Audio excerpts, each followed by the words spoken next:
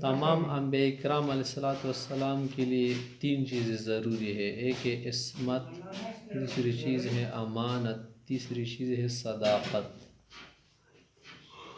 ہر ایک پیغمبر رسول کے لیے ضروری ہے کہ وہ کیا ہو؟ صادق ہو، امین ہو، معصوم ہو. یعنی اس میں یہ چیزیں اللہ تعالیٰ کی طرف سے ہوتی ہے. ہمارا یہ عقیدہ ہونا چاہیے. اگر کسی نے یہ عقیدہ نہیں رکھا نا، نعوذ باللہ کسی پیغمبر کے متعلق جھوٹا ہونے، خائن ہونے اور گناہگار ہونے کا عقیدہ رکھا تو آدمی مسلمان نہیں رہے گا. اس کی مسلمانی دو ٹیکوں کی ہو جائے گی. عصمت کا کیا معنی ہے؟ عصمت کا معنی ہے کہ پیغمبر رسول چھوٹے سے لے کر بڑے گناہ تک، یعنی صغیرہ کبیرہ، سب سے کیا ہو؟ محفوظ ہو. کبیرہ گناہ کا تو ویسے بھی صدور نہیں ہوتا پیغمبر سے، صغیرہ کبھی نہیں ہوتا، نہ سہون نہ خطاً نہ قصداً، کسی بھی طرح سے اس سے ان گناہوں کا صدور نہیں ہوتا.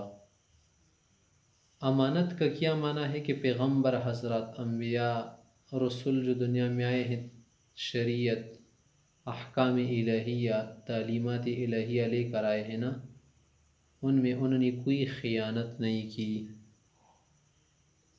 صداقت کا کیا معنی ہے کہ پیغمبر اور رسول جو کچھ کہتا ہے وہ صدق ہوتا ہے، سچا ہوتا ہے، وہ صادق ہوتا ہے، اس میں جھوٹ کی بات نہیں ہوتی. یہ تین چیزیں کسی اور انسان میں نہیں ہوتی. اگر ہوتی نا تو کم تر درجے کی ہوتی ہیں. پیغمبر کے سوا کوئی انسان معصوم نہیں ہوتا. کوئی بھی انسان دنیا میں معصوم نہیں ہوتا، چاہے وہ صحابی ہو یا ولی ہو یا تقی ہو یا نقی ہو، جو بھی ہو وہ معصوم نہیں ہو سکتا. ہاں محفوظ ہو سکتا ہے. صحابہ کرام کیا تھے؟ محفوظ تھے. محفوظ، اللہ نے ان کی حفاظت فرمائی تھی نا. اور انبیاء کیا تھے؟ معصوم. امانت کا کیا معنی ہے کہ جو کام کرے نا اس میں آدمی خیانت نہ کرے، دیانت کے ساتھ کام کرے. صداقت کا کیا معنی ہے؟ جو بات کہے اس میں کبھی جھوٹ نہ کہے. پیغمبر کبھی زندگی میں جھوٹ نہیں بولتا، اور یہ مشکل بات ہے کسی عام انسان میں کہ وہ جھوٹ نہ کہے.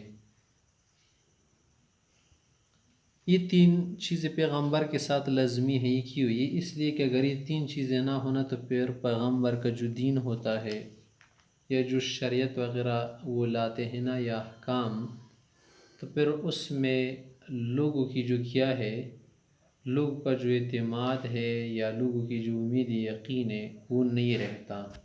کیونکہ اگر ایک آدمی آپ کو دنیا میں کیا کر دے، دھوکہ دینا، تو اس پر آپ کا اعتماد اس پر سے اٹھ جاتا ہے.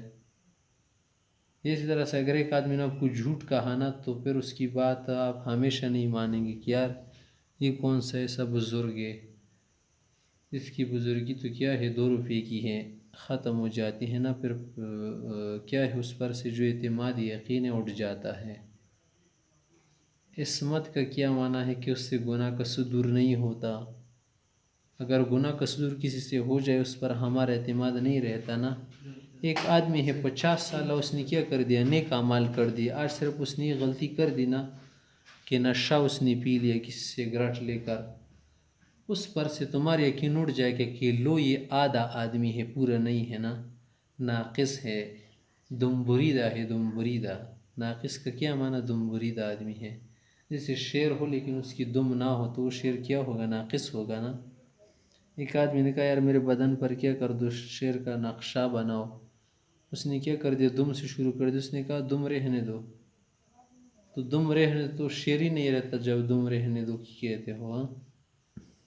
تو یہ 3 باتیں کیا ہے؟ پیغمبر میں ضروری ہے. پیغمبر ہوتا ہے تو اس میں یہ 3 باتیں ضرور ہوتی ہیں. صادق ہونا، اور سب پیغمبر صادق مصدوق تھے. معصوم ہونا، امین ہونا. قرآن کریم میں امین امین کے الفاظ بھی آئے ہیں پیغمبر کے متعلق، معصوم ہونے کے متعلق بھی اور صادق ہونے کے متعلق بھی.